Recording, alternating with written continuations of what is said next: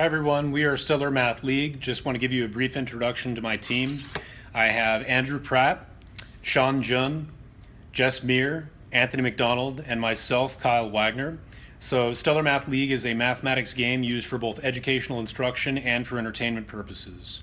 So getting right into it, with our discovery process, discovery was fairly straightforward for us because we have three different people on our team who have either prior or current experience working in the education sector and are very familiar with a lot of the challenges in the academics as they are right now.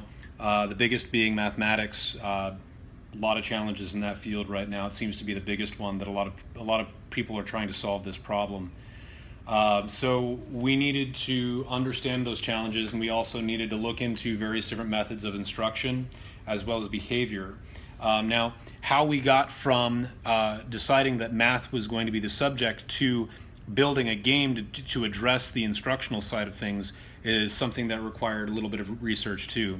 So the way we come about this is we looked into first how humans learn in general, second specifically how do they learn math and how do they learn numeracy.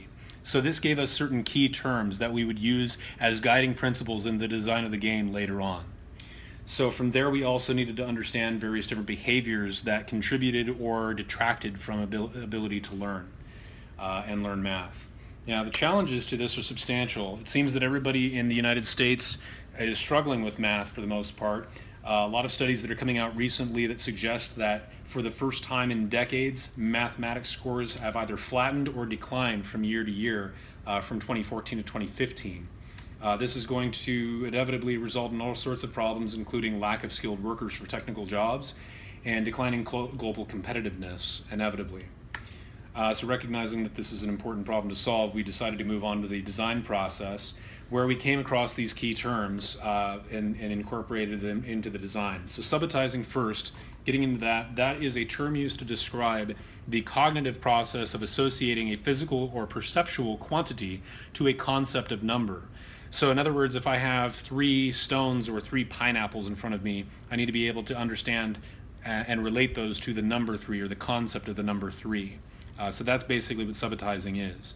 And so it's a visualization of these quantities and the relationships between them. This is very key to our instructional methods. Second was educational scaffolding. This describes the process of instructing a student from where they are right now to where we want them to be at a higher level.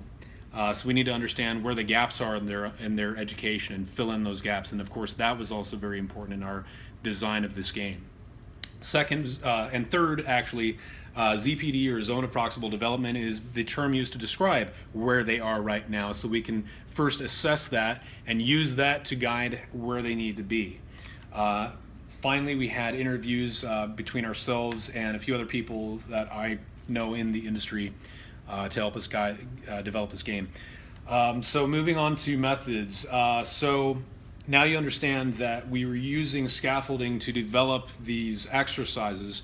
As far as the overall structure of the game, they need to be able to grow in their understanding. So the game exercises continue to develop in their complexity, and the game develops in complexity based on how well they're performing. Second of all, the layout, the visualization, subitizing is incorporated into this, so they have the physical quantities that are available to them as well as the expression in the game, and they're able to interact with either of those. Third, there's engaging game mechanics, so there's a very interesting, very different kind of point system involved in this. We can get into that in a little bit more later on. The point system, how it works, it's a leveling point system, very much like what you would have with an RPG. So as a student develops in their understanding, they are able to gain more points for more complex problems, so they grow in complexity. It's kind of like if you were working in an RPG, your character levels up, they get onto the bigger bosses that are worth more points. Same kind of principle here. There's also multiple interface options, so the students, like I said, they can actually work with either the expression or visualization to be able to accomplish their task. Third, exercises are grouped by operation, and the reason for this is, again, with educational scaffolding, you have to be able to add or subtract, for example, before you can multiply and divide. Finally, accomplishments add replay values, so you can do this at the minimum, get the minimum points for each level, but you can also replay it to get further points and further accomplishments. So as far as measuring our success, operational ZPD, starting and ending time, talking a little bit more about quantifying what their current ZPD is, and then starting and ending times. Are they improving in the time it takes for them to solve these problems from the beginning of this level to the end of the level? So we'll be able to measure that and a few other different things too. So for practical purposes and the sake of saving some time, I need to move on to the development process with Andrew. Thank you very much.